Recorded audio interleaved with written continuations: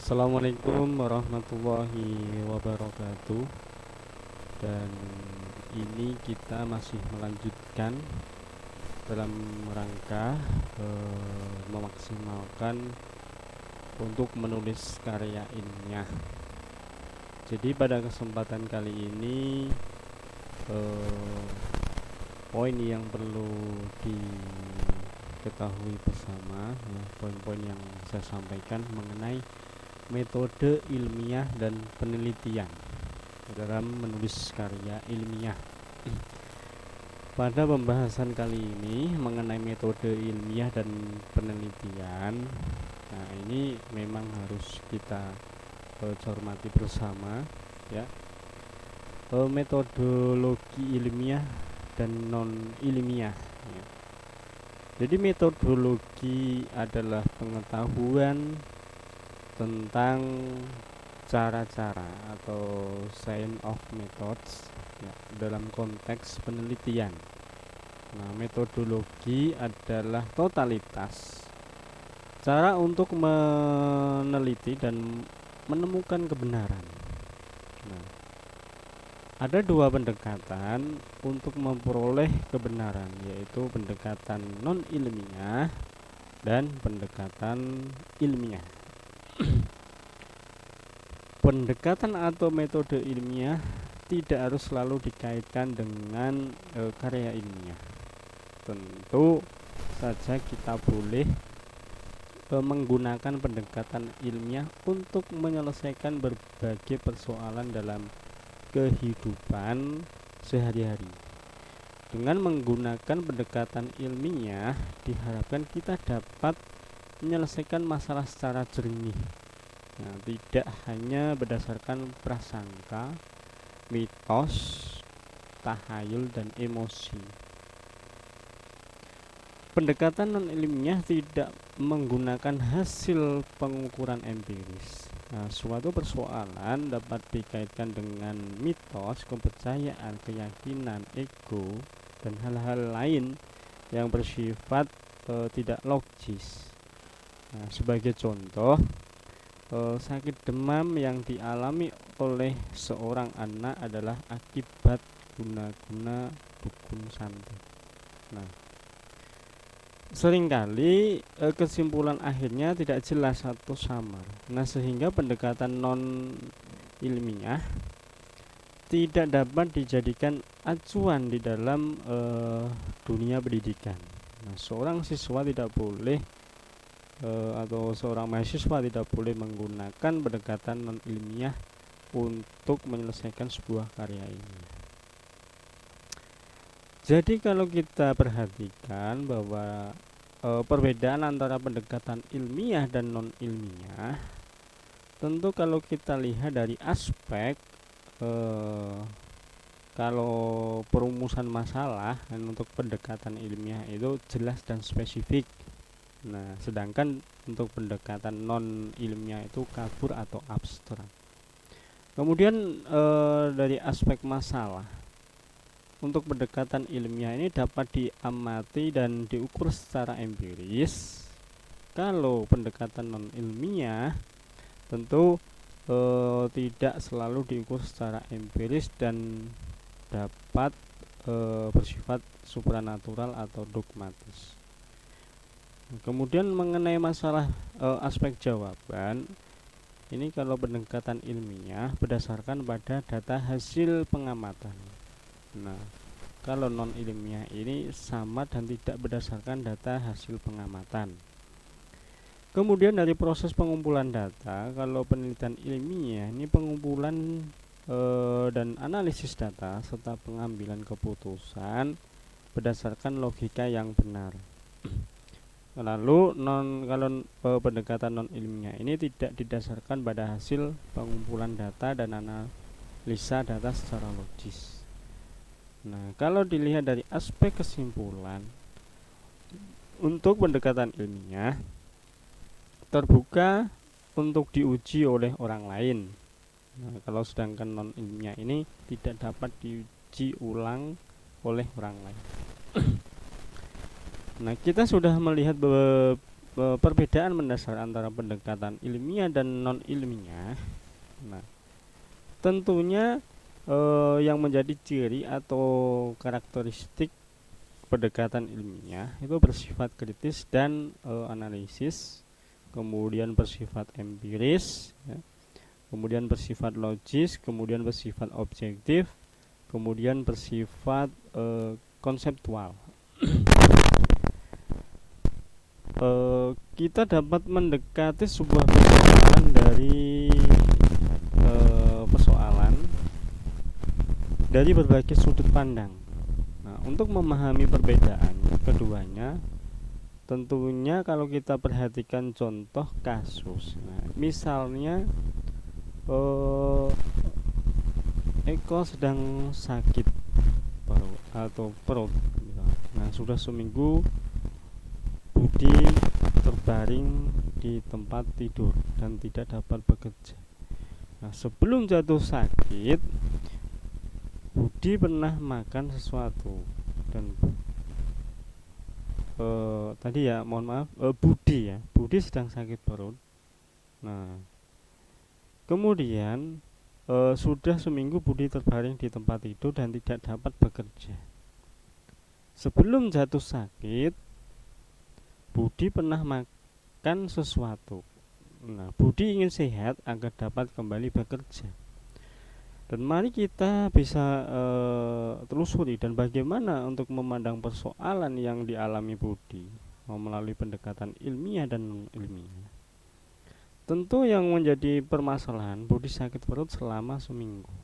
Ya, kalau untuk dilihat dari pendekatan ilmiah, nah tentunya mencari data di lapangan, ketahui apa yang dimakan oleh Budi, kemudian periksa ke dokter, kemudian melakukan tes laboratorium, kemudian melakukan pengobatan, kemudian dari kesimpulan ini Budi keracunan makanan.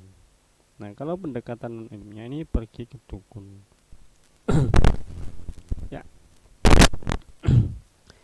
Kemudian penyembuhan alat dukun, dan kemudian dari kesimpulan ini Budi diguna-guna oleh musuhnya. Nah, sekarang coba Anda uraikan persoalan berikut ini menggunakan pendekatan ilmiah dan non ilmiah. Misalnya, banyak bayi yang dilahirkan di salah satu rumah sakit di kota Pekalongan menjadi kuning. Kemudian bencana alam di Indonesia datang silih berganti pada masa kepresidenan Jokowi, ya. Kemudian sering terjadi kecelakaan lalu lintas di jalan tol Cipularang. Nah, bagaimana menurut pendapat Anda tentang permasalahan berikut? Dan menurut Anda, apakah pendekatan ilmiah sudah dapat menjawab persoalan berikut? Nah, kemudian perlu dipahami bahwa penggunaan metode ilmiah ya, pendekatan ilmiah tidak menjaminan keberhasilan sebuah riset yang sedang dilakukan. Pendekatan ilmiah juga tidak menjamin bahwa hasil riset dapat diterima oleh semua orang. Artinya pendekatan ilmiah membuka ruang bagi setiap orang untuk berpikir secara kritis. Namun jika seseorang melakukan riset menggunakan pendekatan ilmiah, maka apa yang dikerjakannya dapat diulang oleh orang lain dan dapat dipertanggungjawabkan secara ilmiah. Artinya kebenaran yang diperoleh dari riset yang dilakukan menggunakan pendekatan ilmiah dapat diuji oleh siapa saja yang hendak mengujinya. Kemudian dari jenis penelitian, pada pembahasan sebelumnya memang sudah disinggung tentang penelitian atau riset. Nah, sebuah penelitian harus terencana, sistematis, dan berlandaskan metode ilmiah. Jenis-jenis penelitian sangat beragam macamnya dan disesuaikan dengan pandang dan dasar keilmuan yang dimiliki oleh para pakar dan memberi klasifikasi pada jenis penelitian.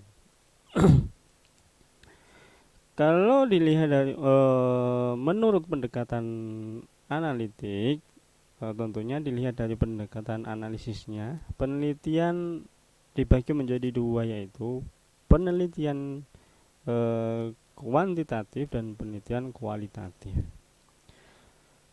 Dari jenis penelitian kuantitatif ini tentunya penelitian dengan pendekatan kuantitatif menekankan analisisnya pada data-data numerikal atau angka-angka yang diolah dengan metode statistik yang memungkinkan penelitian untuk menetapkan secara eksak. Nah, ciri umum mengenai penelitian kuantitatif sebagai berikut: memiliki variabel, subvariabel, dan serta indikator subvariabel yang jelas. Kemudian memiliki hipotesis penelitian, kemudian memiliki populasi dan sampel penelitian, dan memerlukan instrumen dan teknik pengumpulan data. Kemudian memiliki angka-angka sebagai data penelitian untuk dianalisis dan memerlukan analisis data secara statistik. Bila disederhanakan, kemudian pada dasarnya pendekatan kuantitatif dilakukan pada jenis penelitian inferensial dan menyadarkan kesimpulan hasil penelitian pada suatu probabilitas kesalahan penolakan hipotesis nihil. Nah, bila disederhanakan, penelitian berdasarkan pendekatan kuantitatif secara mendalam dibagi menjadi penelitian deskriptif dan penelitian inferensial. Nah, apa yang dimaksud dengan penelitian deskriptif? Tentunya penelitian untuk melakukan analisis hanya sampai taraf deskripsi, yaitu menganalisis dan menyajikan data secara sistematik sehingga dapat lebih mudah untuk dipahami dan disimpulkan.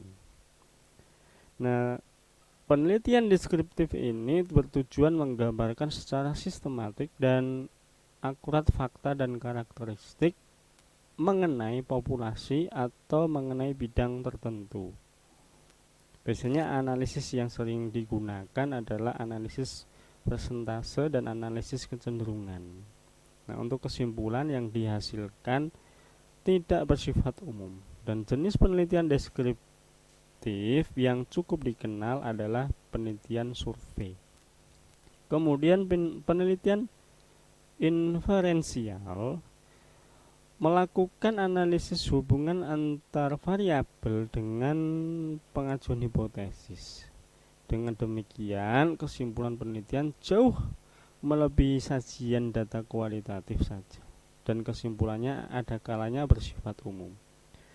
Nah, kalau kita mau memperhatikan mengenai format penelitian kuantitatif, mengikuti aturan sebagai berikut.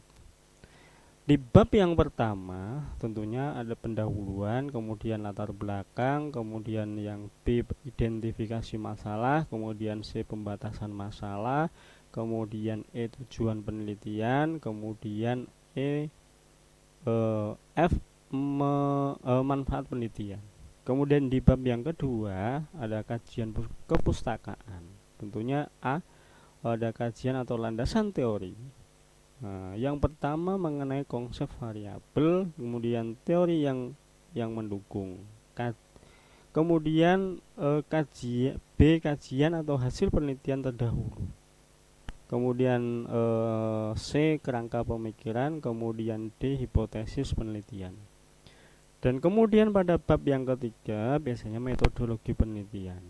A ada wilayah penelitian, kemudian B populasi dan sampel, kemudian C definisi operasional, kemudian D instrumentasi penelitian, kemudian yang E metode atau teknik pengumpulan data, dan yang F analisis data.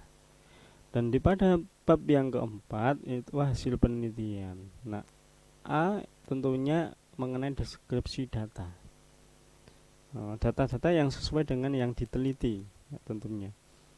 Kemudian yang B, pengajuan persyaratan analisis.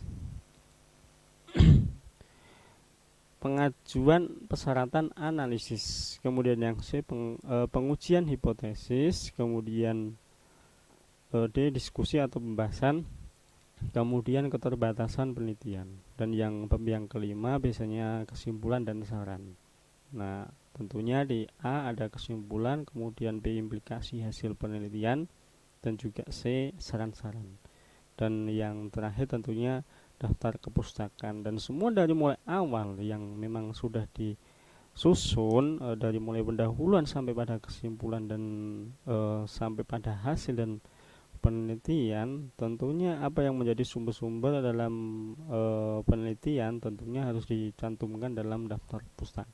Apakah itu diambil dari literatur, dari buku, dari internet, dari catatan-catatan atau makalah atau jurnal, tentu harus dimasukkan dalam kepustakaan.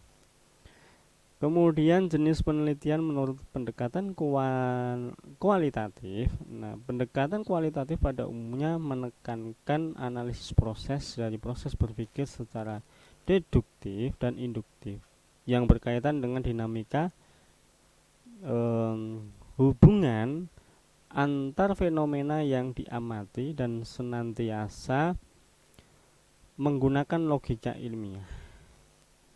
Nah, penelitian ini memang bertujuan untuk mengembangkan konsep sensitivitas pada masalah yang dihadapi, menerangkan realitas yang berkaitan dengan penelusuran teori dari bawah atau grounded theory, kemudian dan mengembangkan pemahaman akan satu atau lebih dari fenomena yang dihadapi.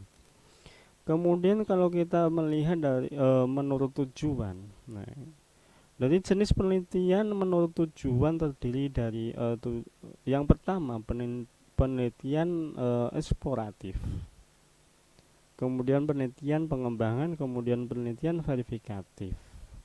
Nah, penelitian eksploratif adalah jenis penelitian yang bertujuan untuk menemukan sesuatu yang baru. Kemudian penelitian pengembangan ini bertujuan untuk mengembangkan aspek ilmu pengetahuan. Nah, misalnya penelitian yang meneliti tentang pemanfaatan terapi gen untuk penyakit-penyakit menurun. Kemudian penelitian verifikatif ini untuk menguji kebenaran suatu fenomena. Misalnya saja masyarakat mempercayai bahwa air sumur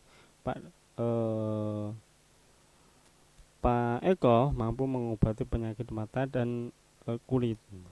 Misalnya itu merupakan penelitian verifikatif.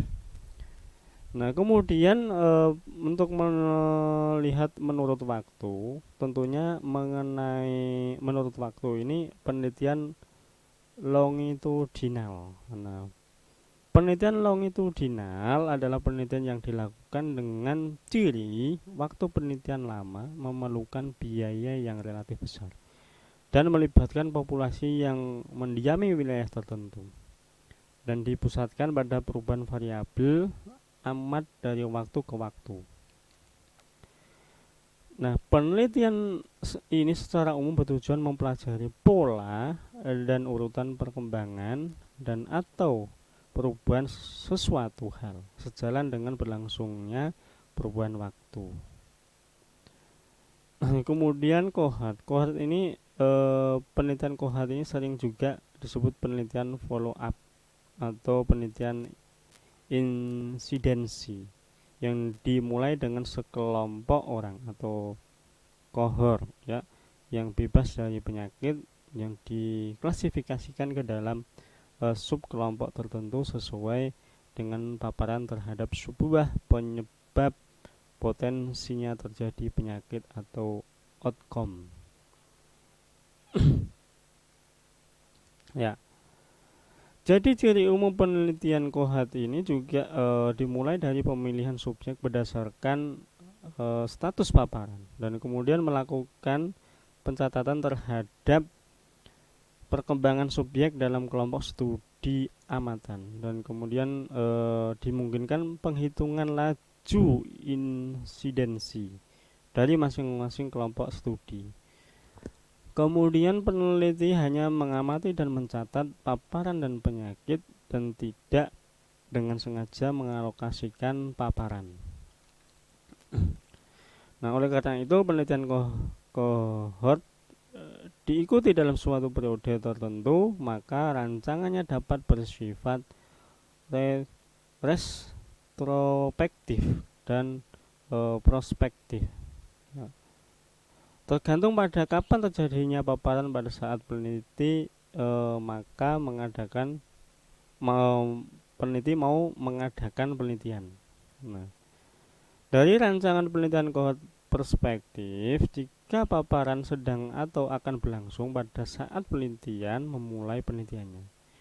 Nah, rancangan kohort retrospektif jika paparan telah terjadi sebelum penelitian memulai penelitiannya. Kemudian yang B ini penelitian cross seksional atau lintas bagian. Nah, tentunya penelitian yang mengukur prevalensi penyakit. Kemudian penelitian kasus kontrol atau case control. Nah, penelitian kasus kontrol adalah rancangan epidemiologis ya yang mempelajari hubungan antara paparan atau amatan penelitian dan penyakit dengan cara membandingkan kelompok kasus dan kelompok kontrol berdasarkan status paparannya. Kemudian menurut rancangan ada beberapa jenis penelitian yang didasarkan pada rancangan yang digunakan untuk memperoleh data. Misalnya penelitian korelasional, kausal komparatif, kemudian eksperimen dan penelitian tindakan atau action research. Ya. Kemudian pada cara lain untuk menggolongkan penelitian. Cara lain menggolongkan penelitian. Beberapa pakar penelitian telah mengelompokkan jenis-jenis penelitian dengan cara pandang yang berbeda. Nah, secara umum masing-masing sama, ya masih sama. Ya. Penyusunan telah membuat rangkumannya agar pembaca dapat memperoleh gambaran. Nah, semoga dapat membuka wawasan kita bersama. Nah, sebuah penelitian memiliki tujuan objektif dan subjektif. Tujuan subjektif hanya diketahui oleh masing-masing peneliti. Tujuan objektif dari penelitian yaitu antara eksplorasi atau penemuan, kemudian verifikasi itu pembuktian, kemudian development pengembangan. Kemudian berdasarkan fungsinya dapat dibedakan menjadi penelitian dasar atau basic research atau pure research ya. Kemudian penelitian terapan atau applied research, kemudian menurut jenis dan analisis data, ini ada penelitian kuantitatif, kemudian penelitian kualitatif, kemudian penelitian campuran. Ya. Nah, jenis penelitian yang proses analisisnya menggunakan gabungan kualitatif dan kuantitatif campuran. Nah, menurut ketersediaan variabel, kalau dilihat dari penelitian deskriptif, penelitian yang dilakukan terhadap variabel yang data-datanya sudah ada tanpa proses manipulasi atau data sebelumnya dan data sekarang. Kemudian data eksperimen, penelitian eksperimen ini dilakukan terhadap variabel yang data-datanya belum ada, nah atau data yang akan datang. Kemudian menurut tingkat eksplanasi, penelitian deskriptif ini melakukan analisis sampai taraf deskripsi. Nah, analisis yang sering digunakan adalah analisis persentase dan analisis kecenderungan. Kemudian penelitian komparatif ini biasanya dilakukan untuk membandingkan suatu variabel atau objek penelitian antara subjek yang berbeda atau waktu yang berbeda. Kemudian penelitian asosiatif, ini penelitian yang dilakukan dengan tujuan mengetahui hubungan antara dua variabel atau objek penelitian atau lebih. Nah, menurut bidang kajiannya ini penelitian sosial, kemudian penelitian eksakta. Penelitian sosial secara khusus meneliti bidang sosial seperti ekonomi, pendidikan, hukum, budaya, politik dan lainnya. Kemudian kalau penelitian eksakta ini biasanya meneliti bidang eksakta seperti kimia, fisika, teknik dan sebagainya. Tentunya beberapa contoh kegiatan disebut sebagai sebuah penelitian. Yang pertama, membuat iklan yang menyebut atau riset pada produk untuk menarik minat konsumen. Kemudian mencari data-data untuk keperluan pribadi, misalnya informasi harga rumah, harga mobil dan lainnya sebagai perbandingan harga. Kemudian mengumpulkan data untuk menyusun karangan atau tulisan tanpa melakukan proses interpretasi data. Ya. Kriteria riset yang baik. Nah, kalau kita mau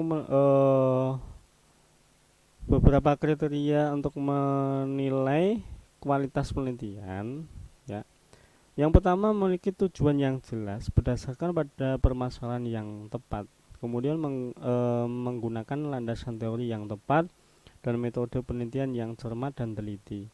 Kemudian mengembangkan hipotesis yang dapat diuji dan kemudian dapat didukung atau diulang dengan menggunakan riset-riset yang lain sehingga dapat diuji tingkat validitas dan reliabilitasnya, ya.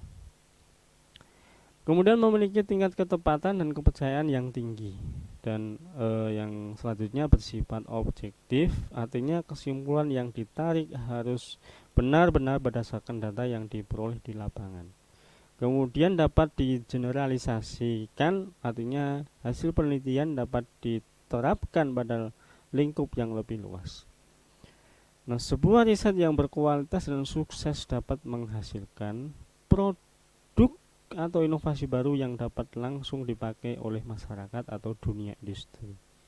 Bukan hanya sebatas prototip, ya.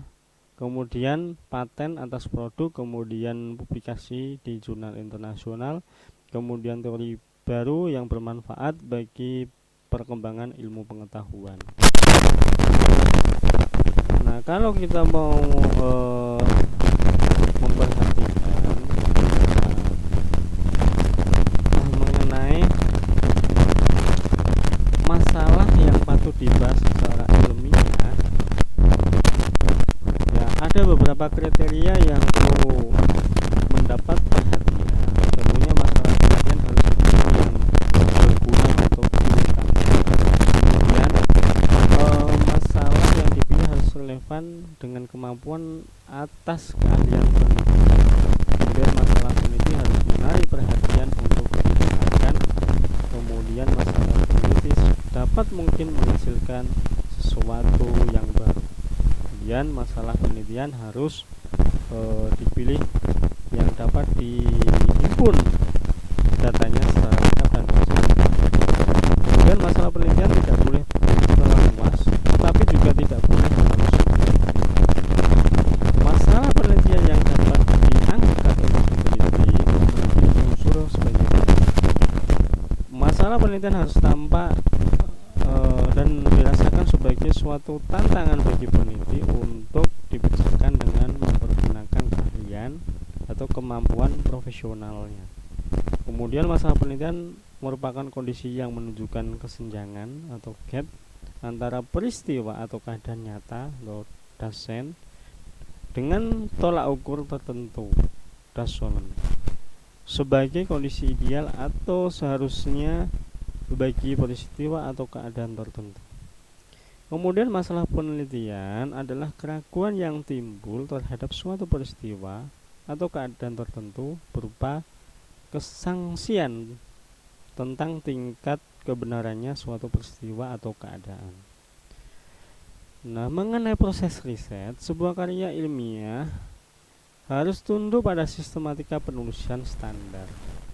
Nah, Tahapan yang umumnya harus dipenuhi oleh ingin melakukan riset, yaitu pendefinisian dan perumusan masalah, kemudian studi pendahuluan, kemudian perumusan hipotesis, kemudian pengumpulan data, kemudian analisis data, kemudian kesimpulan dan rekomendasi, kemudian penyusunan laporan penelitian. Ya. Proses riset ini juga dapat digambarkan, ya, tentunya pendefinisian dan perumusan masalah, kemudian studi pendahuluan, ya, kemudian perumusan hipotesis, lalu pengumpulan data, analisis data, kemudian kesimpulan dan rekomendasi. Dari kesimpulan dan rekomendasi ini nanti penyusunan laporan sebagai dasar untuk penyusunan laporan penelitian. Kemudian pengumpulan data ini mengenai instrumen penelitian, kemudian uji validitas dan relabilitas. Lalu dari pengumpulan data nanti juga disertai dengan populasi dan sampel, ya. Kemudian mengenai perumusan masalah, masalah yang dapat dipandang sebagai variabel yang menjadi tema pokok, kemudian kasus yang menjadi fokus penelitian. Nah, beberapa hal yang harus diperhatikan saat merumuskan masalah. Yang pertama, masalah harus dirumuskan dengan jelas dan tidak menimbulkan penafsiran ganda atau berbeda-beda. Kemudian rumusan masalah hendaknya dapat mengungkapkan hubungannya antara dua variabel atau lebih. Kemudian rumusan masalah hendaknya dinyatakan dalam kalimat, ya, pertanyaan. Contoh permasalahan untuk dijadikan topik penelitian antara ini. Yang pertama, apakah ada pengaruh penggunaan kalkulator terhadap hasil belajar matematika siswa SD dan lain sebagainya. Kemudian masalah yang dapat muncul manakala menemukan informasi yang mengakibatkan munculnya kesenjangan dalam pengetahuan. Kemudian ada hasil-hasil yang bertentangan, kemudian ada suatu fakta yang hendak dijelaskan melalui penelitian. Secara umum, sumber masalah dapat dikelompokkan menjadi dua, yaitu bersumber dari kehidupan sehari-hari, kemudian bersumber pada buku atau penelitian sebelumnya, ya. Tidak semua permasalahan dapat diangkat sebagai permasalahan penelitian. Nah, beberapa kriteria yang menjadi sebuah masalah layak diangkat sebagai permasalahan penelitian yaitu bermanfaat, kemudian dapat dilaksanakan, kemudian tersedia faktor pendukung, ya. Beberapa kesalahan dalam memilih permasalahan penelitian antara lain, permasalahan penelitian tidak diambil dari akar masalah yang sesungguhnya. Kemudian permasalahan yang akan dipecahkan tidak sesuai dengan kemampuan peneliti baik dalam penguasaan teori, waktu, tenaga, dan juga dana. Kemudian permasalahan yang akan dipecahkan tidak sesuai dengan faktor-faktor pendukung yang ada. Nah, ada dua jenis orientasi yang terkait dengan pemberian judul penelitian. Kemudian berorientasi singkat, ya. Kemudian berorientasi jelas. Berorientasi singkat ini contohnya analisis kualitas keamanan jaringan. Kemudian contoh dari analisis kualitas, ya, berorientasi jelas ini analisis kualitas keamanan jaringan dengan metode risk analysis, studi kasus jaringan intranet Universitas Langlang Buana Bandung. Nah, kemudian judul penelitian yang baik hendaknya menggambarkan isi dari penelitian dan metode yang digunakan, dan hindari menggunakan judul yang tidak sesuai dengan permasalahan penelitian atau judul yang tidak jelas dan dapat menimbulkan pertentangan ras, suku, agama, dan budaya. Ya. Kemudian studi pendahuluan dapat dikategorikan menjadi 4 buah: kajian teoritis, kemudian penelitian empiris, kemudian penelitian kecil, kemudian konsultasi. Kajian teoritis ini, teori dalam ilmu pengetahuan berarti model atau kerangka pikiran yang menjelaskan fenomena alami atau fenomena sosial tertentu. Nah, tentunya secara teori pendukung di dalam sebuah penelitian memiliki fungsi sebagai penjelas, sebagai kendali, sebagai prediksi. Nah, penelitian empiris ini dilakukan dengan tujuan mengetahui kekurangan penelitian sebelumnya. Kemudian mengetahui apa yang telah dihasilkan dari penelitian sebelumnya. Kemudian mengetahui perbedaan dengan penelitian sebelumnya. Dan penyajian laporan penelitian empiris dapat dibuat dalam bentuk paragraf, kemudian bentuk matrik atau tabel.